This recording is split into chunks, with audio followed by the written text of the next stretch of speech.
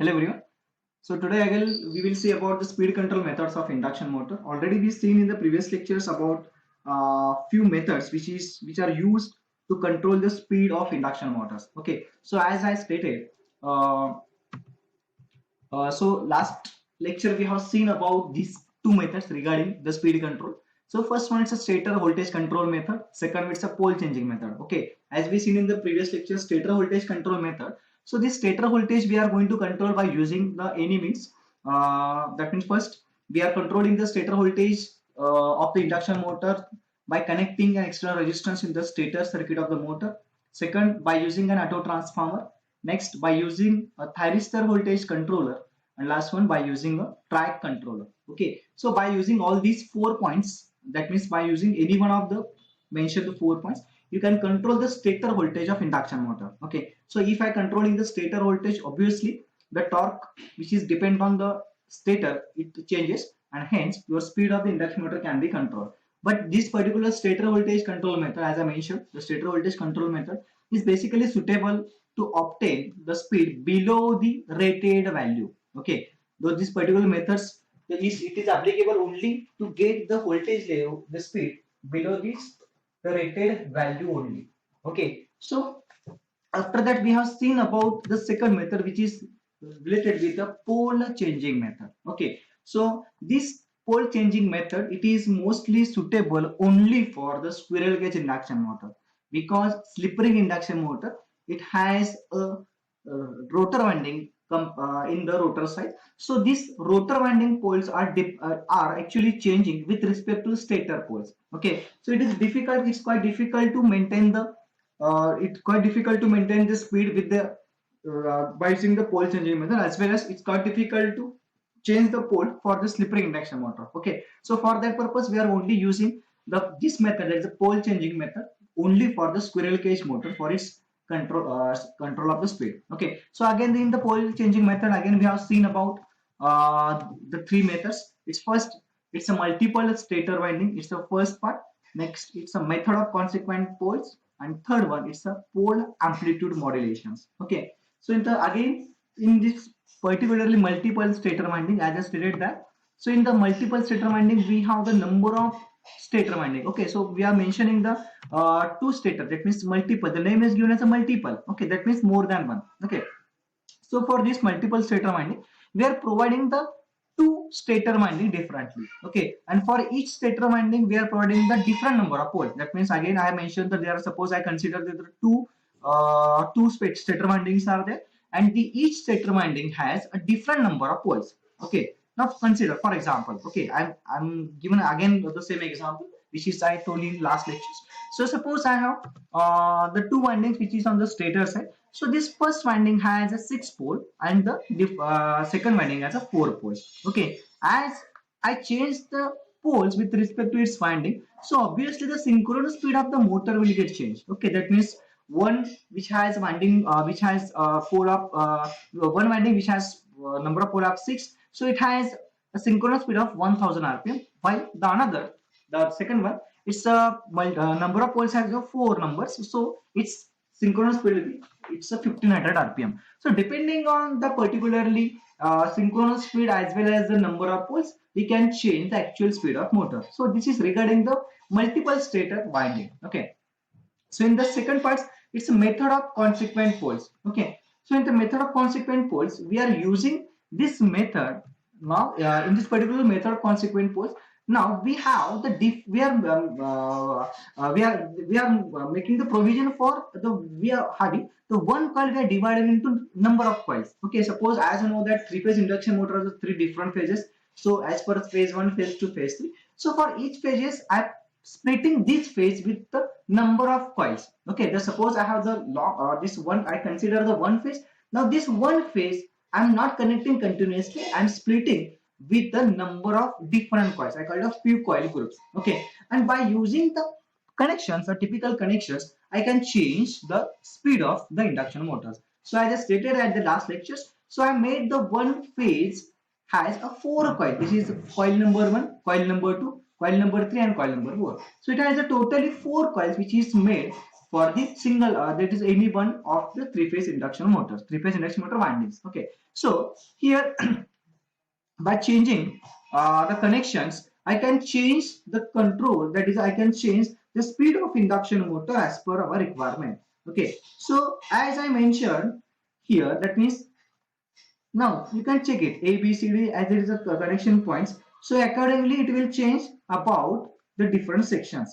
Okay, that is A, B. That means suppose I changing the connections of A, B, D, C, then the current direction will be different, and accordingly it will change the direction of current as well as it will change the speed of the induction motor. And last one we have seen about the pole amplitude modulation. So as I stated in the previous lectures, this third method is nothing but a pole amplitude modulation techniques. So basically it is we are using for pole changing method. So it has only use for the soft starters. Okay, the soft starter already we see in the starter pump. So this soft starter, in the soft starter we are using the pole amplitude modulation, where the amplitude, the modulation is taking place by using the amplitude. Now what is the modulation? The modulation is the technique through which we can change the amplitude with respect to the time. Okay, so there is one graph we called x-axis and y-axis graph. Simply, again, my input signals are modulated at per the requirement, and this modulation techniques is possible through the different electronic devices. Okay, so I can use the different electronic devices to control the modulation, that is called as an amplitude modulation. And by using this methodology, we can change the speed of induction motor. Okay, so further part we will see. Next part it is regarding the rotor resistance starter. Okay, so this rotor resistance starter, it is basically used only for the slip ring induction motor. As we seen, these are the four methods of the speed control. So this stator voltage control method, second pole changing method, these two methods we are basically used only for the squirrel cage induction motor. But for the slip ring induction motor, we only prefer the rotor resistance control method. Okay, so as I know that the slip ring induction motor has a separate winding in the rotor side, so by changing, as I stated in the starting of slip ring induction motor, so just I am connecting the resistances in the stator of sorry in the rotor of the induction motor. Okay, and by using these resistances, I can control the speed of induction motor. Okay, so now this I will explain this theory. Just I will explain this diagram first.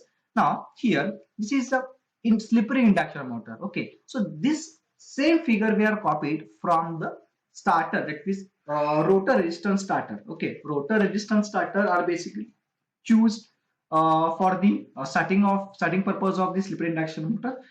Similar diagram or a similar way we can control by using the external resistance, simple called as a rotor resistances. Okay, so this rotor resistances is always is be obviously it is a part of the external resistances. Okay, so as shown in this diagram, this is the part of rotor resistance starter, or sorry, it is part of rotor resistance control method. So again, here the stator which is have connected in the star connections. Now this is part of rotor of the slip ring induction motor. So the each part of the rotor winding, again at the each part of rotor winding, I'm connecting to the external resistances. Okay, so just you can look it. So suppose this is a phase one, I'm showing here, this is phase one, this is a second phase, and this is a last phase, I call it a third phase. As again I'm mentioning, this is a phase one. Okay, this is the second phase and this is the third phase.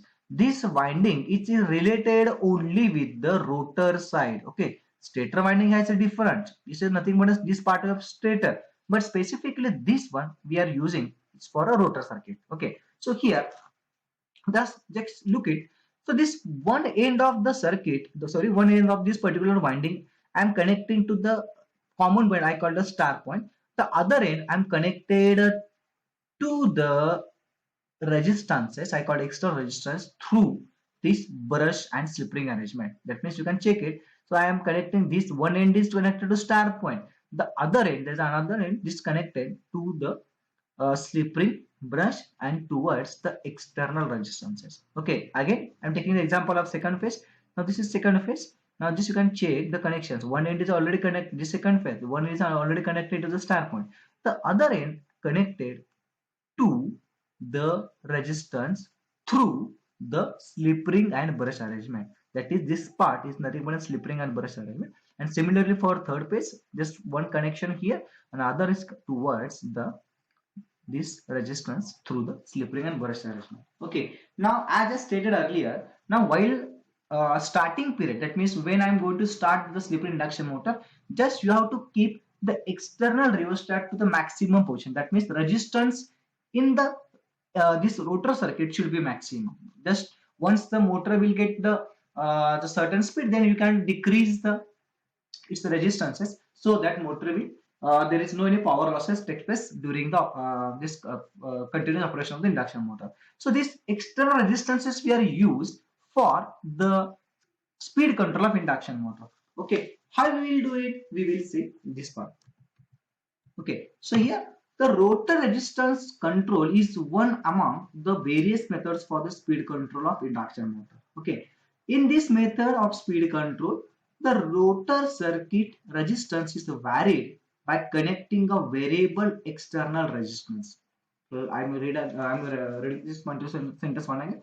In this method of speed control, the rotor circuit resistance is varied by, it is nothing but is changing by connecting a variable external resistance. That means what? So by using the external resistance, this is a variable resistance, I can change the rotor resistance because already it is now connected to external resistance. So by external resistance, so by changing the resistances, we can change the resistance of the rotor circuit. Okay. Now this method is only applicable for slip ring or wound rotor induction motor. That is, slip ring is nothing but we call also known as wound rotor. Okay, wound rotor means the rotor has its wound. That means winding. We are wounding the winding in the rotor, so it's called a wound rotor induction motor. Okay, so again, we know that the torque in an induction motor is depends on the rotor circuit resistance. We know that the torque in an induction motor is depends on the rotor circuit resistance. Also, the maximum torque is independent of rotor resistance, but the slip at which this maximum torque occurs is directly proportional to the rotor circuit resistances. Okay.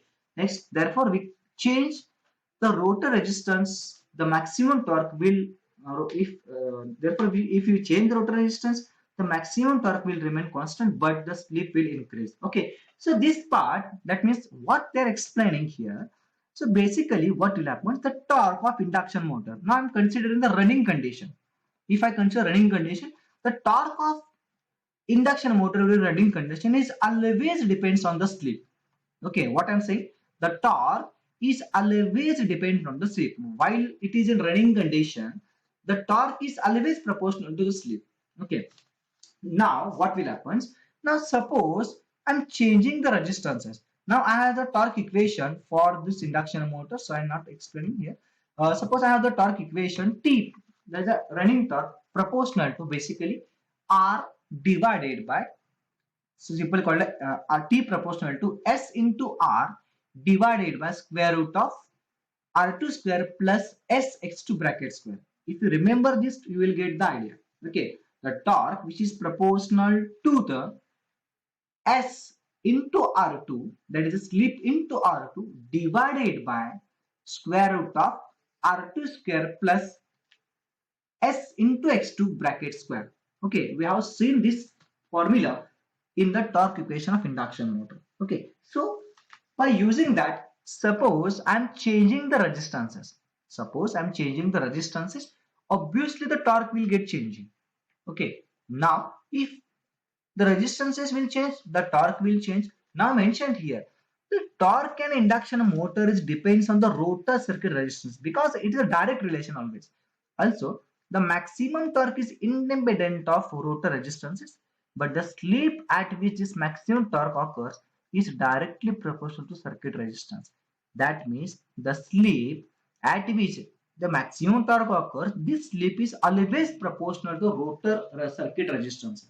Now, what I am saying that the slip of that particularly induction motor while during the running condition is always dependent on the rotor resistances. That means if I change the rotor resistance, that is the inverse relation. Okay, resistance and the slip is inverse relation. As I said by as I explaining by using this method, this torque speed characteristics. Okay, already we have seen about the torque speed characteristics of induction motor by previous lectures. Now, for this torque speed characteristics, I have already told you about regarding the change in the rotor resistances. Okay, so if I change the rotor resistance, I call R, 4R and 6R. Okay, so this torque slip characteristics, it depends on the rotor resistances, as I said explained. This rotor resistances, the slip and this torque is having a respective relations with each other. Okay, so if I change the R, 4R, that means if I change the rotor resistances, okay, then you can check the torque will change, the maximum torque will change here. If I change the 4R, that means resistance already it was R, so I'm changing now, it's a 4R, that means 4 times more than the R.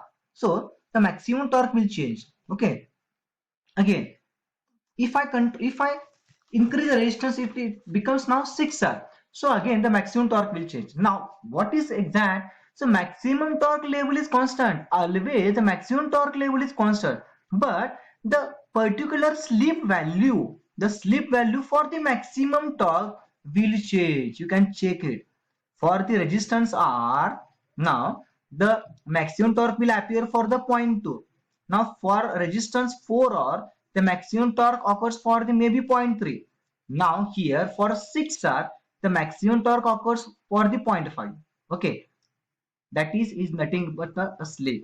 Okay, and as we know that the slip is inversely proportional to the speed, because I have shown by using this characteristics, the slip and speed, it is always inverse relationship. Okay, so if I change the rotor resistances 4R, that is R, 4R, 6R and going on, so the maximum torque at which the slip value going changes, the maximum torque value of maximum torque is always constant. There the maximum torque values does not change. Listen carefully, the maximum torque value is almost or always constant, but the particular slip value will get changed. म्हणजे काय झालं इथं, इथं माझं resistance जेव्हा खूप कमी होता तेव्हा काय झालं, मॅक्सिमम टॉर्क माझ्या कमी स्लिप मध्ये मिळालं होतं ना मला इथं. ओके, जेव्हा माझा रेजिस्टन्स कमी होता त्या केसमध्ये काय झालं, मला मॅक्सिमम टॉर्क जो आहे तो मला इथं कमी स्लिप मध्ये इथं मिळाला होता. समजा मी रेजिस्टन्स R चं 4R केलं, नाव काय झालं, इथं मला मॅक्सिमम टॉर्क मिळाला, स्लिपची व्हॅल्यू परत वाढली, 0.3 झाली. अगेन रेजिस्टन्स वाढवलं, मॅक्सिमम टॉर्क मला नंतर मिळाला लागला, जो आधी प्रिव्हियसली इथं मला 0.2 च्या नियर अबाउट मिळत होता, आता तो कुठे चालला, जवळपास 0.5 स्लिपला चाललाय. That means what? If I change the value of R, then I got the maximum torque at the 0.2 slip, near about 0.2 slip. Now I'm increasing resistance. It becomes R to 4R. Now I'm changing resistance by 4R. Okay. So the maximum torque will appear near about the 0.4. Previously it was on near to 0.2 when the resistance was R. But right now, if I change my resistances to the R to 4R, now the maximum torque will appear near to the 0.4 slip. Again, I increase the resistance of the rotor circuit. It becomes a 6R. Again, the maximum torque will appear in between 0.4 and 0.6. When there is a very low resistance, very less resistance in the circuit, so it will appear. It has already appeared in the this value of slip, that means in between 0 and 0.2. But if I increase the resistance of the rotor circuit, obviously the slip value will get changed. And as I said that the slip is always inversely proportional to the speed. That means if I increase the rotor resistances, if listen carefully, if I increase or decrease the rotor resistance, that means because if we change the rotor resistances, obviously the slip value will get changed, and this slip value get changed means what? My speed of induction motor will get changed. Okay, so this rotor resistance starter, which is almost used for the for the slip ring induction motors only, because in the slip ring induction motor we have the provision that of by connection of external resistances. For squirrel cage induction motor there is no any winding in the rotor side, so we can't connect any external resistances. But for slip ring induction motor we can connect the external resistances through the rotor windings, or through the slip ring and brushes to the rotor circuit, that we call it rotor windings. Okay, so this part of the rotor resistance control. And last one, it is nothing but a variable voltage, variable frequency control, that is a VVVF, or simply called a triple VF. That means variable voltage, variable frequency. Okay. So as in the stator part, so already we seen about the variable voltage method of speed control. That is the stator voltage control. And as we know that the relation for synchronous speed is equals to Ns equals to 120 F upon P. That means the synchronous speed is always depends on the frequency. Okay. So as per we can take a relation between these two. Now here for this method, this variable voltage, variable frequency, it is mostly right now it is most widely used in industries, because as mentioned the different speed control method, it's nothing but a conventional methods. Now this one is nothing but a recent method, recent methodology of the speed control. Okay, so in many industrial drives right now they are using the only this method of speed control, that is a variable voltage, variable frequency. Okay, so I'm explaining the terms. As we know that the synchronous speed of machine is given as ns equals to 120 f upon p, that is 120 into f divided by p. This is equation number 1. So where f is frequency and p is number of poles, as we know that. Thus, if we can change the frequency f, then it is possible to change the speed of induction motor, because if I change the frequency, obviously ns value gets changed, which will change. If ns value gets changed, synchronous value gets changed, obviously my rotor actual speed will get changed. Okay. Now, frequency of power supply can easily be varied using a power electronic devices like inverter. Okay. Now, as we know that for inverter, which converts this AC to DC, that is inverter. So this inverter we can use for changing the supply frequency, because the inverter has the different thyristors, we call the SCR, silicon control rectifiers. So these thyristors, depending on their firing angle, we can change the frequency of that particular supply system. Okay. Now the inverter converts DC power into AC power and feeds to induction motor. Okay. Inverter output may be either constant voltage, variable frequency, or variable voltage, variable frequency. Okay. Inverter output may be either constant voltage, variable frequency, or variable voltage, variable frequency. Okay. Thus we can write V is equals to constant for first part here, constant voltage, variable frequency. So I consider V is equals to constant, but F is equals to variable. The relationship between voltage V and frequency F is well known and can be written as V is equals to 4.44 F N phi. Okay, we are taking this relation from the EMF equation of transformer. Okay, I think you remember this particular formula from the DC machine and transformer subject, okay, which is you studied in the previous semesters. So in the electrical machine or simple for DC machine transformer, we have already seen the EMF equation of transformer. That means voltage V is equals to 4.44 F, and is nothing but a number of turns, and phi it is nothing but a flux. Okay, this flux phi I mentioned where N is number of turns per phase and phi is the resultant air gap flux. Okay, now this is the relation as we know that. Okay, this is I am explaining the second equation. Suppose we want to reduce the speed of induction motor. For this, obviously we have to reduce the frequency for while keeping V constant as per 1, but from 2. Okay, that means we can change by using the frequency by according to this equation, n is equals 120 f upon p.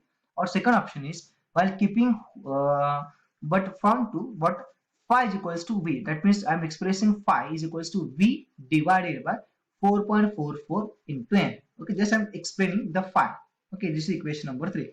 The air gap flux phi will increase, which may cause machine core to saturate.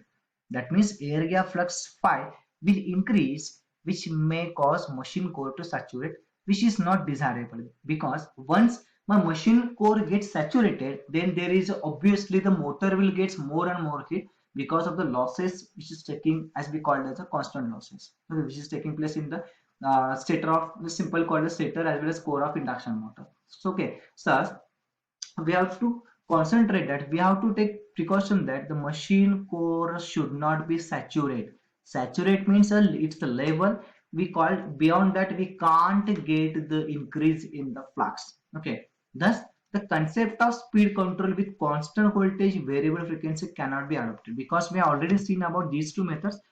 Inverter output may be constant voltage, variable frequency. Second one, variable voltage, variable frequency. So because of the constant voltage, variable frequency, if I change the only frequency term, so it will change the directly. We call it the flux phi. So it will goes on increasing and it will get saturated. Okay. So to avoid this, we cannot use this first method we call the constant voltage variable frequency. Okay. But from equation 3, it is possible to achieve constant flux phi by maintaining V by F constant. That means suppose I want to control the flux phi. Okay. Now if I want to control the flux phi, हे कसं मी constant मध्ये ठेवायचं आहे, मला constant फ्लक्सची value मला अजिबात change करणे. I should constant the value of the flux five. So for maintain the constant value, म्हणजे ह्या रिलेशन प्रमाणे समजा मी फ्रिक्वेन्सी वाढवा लागलो तर काय होणार आहे, फ्रिक्वेन्सी हे व्ही कॉन्स्टंट ठेवलंय. ओके. फ्रिक्वेन्सी मला वाढवायचं असेल तर मला फ्लक्स थोडंफार चेंज होणार. ओके. हे मला डिझायरेबल नाही. So to maintain the flux phi constant, I am keeping that this ratio, that is V and F ratio constant, that is V by F ratio constant. This allows to change the voltage and frequency simultaneously, because I want to control, I want to take constant, I want to keep the constant the value of the flux phi. Okay, because I know that if I increase the flux phi, machine core will be saturated. Okay, so for that purpose I'm controlling this flux phi constant by using the V by F methods. Okay, this allows us to change voltage and frequency simultaneously to have speed control while maintaining constant area flux. This is the basic concept behind variable voltage, variable frequency, speed control of induction motor. Okay, and in variable voltage, variable frequency, speed control, motor stator supply as well as frequency is varied such that ratio V by F is constant. So particularly V by F ratio means exactly what? This variable voltage, variable frequency means what? We are always keeping constant this ratio, almost and always constant. That means voltage divided by frequency. Okay, the reason behind that, we cannot change the value of flux.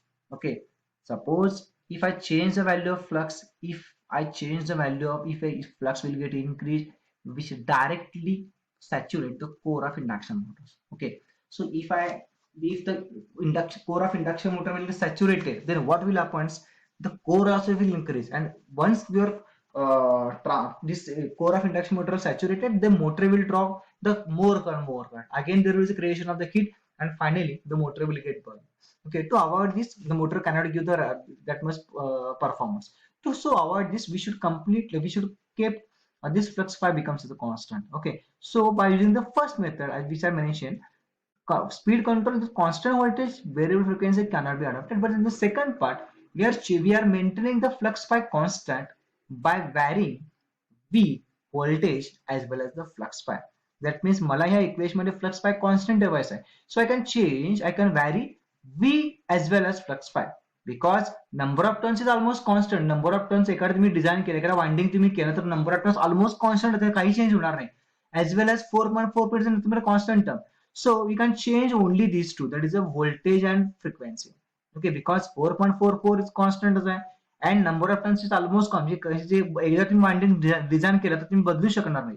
If you are designing a winding, you can't change the number of turns, obviously. Okay, so you can change only these two terms, that is the voltage and the frequency.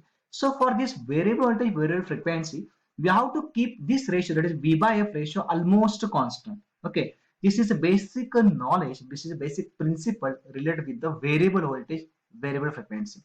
Okay, so I'm not explaining the detail of this because all this structure has been electronics. So next lecture I will put this the block diagram of this particular system. So we will move towards the advantages of this method. Okay, so its first one is a smooth control of speed.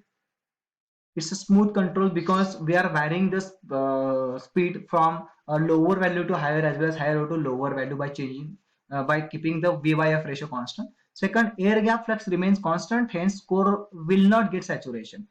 Now, as I stated earlier, the flux value gets constant because of by varying V and F voltage and frequency simultaneously. So my flux will get constant, hence my core will not get saturation. And next, it is possible to get constant maximum torque at all speed. That is, it is possible to get constant maximum torque. Maximum torque will be appear from all speed of this particularly induction motors.